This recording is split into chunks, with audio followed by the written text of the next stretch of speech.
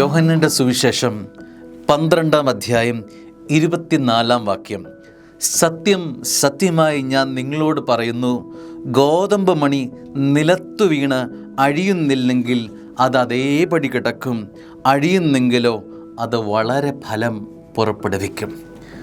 ഗോതമ്പ് ക്രിസ്തു ജീവിതം മുറിച്ച് നൽകുന്നത് കൊണ്ടാണ് രക്ഷ സാധ്യമായത്, അനുഗ്രഹം സാധ്യമായത്.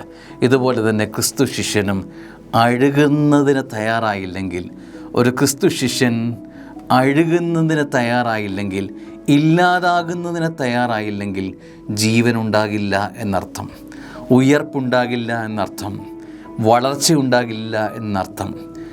അഴിയുമ്പോഴാണ്, തകരുമ്പോഴാണ്, മുറിക്കപ്പെടുമ്പോഴാണ്, ചോര ചിന്തപ്പെടുമ്പോഴാണ് സ്നേഹമുള്ളവരെ വളർച്ചയുണ്ടാകുന്നത്, ഉയർപ്പുണ്ടാകുന്നത്, ജീവൻ ഉണ്ടാകുന്നത്.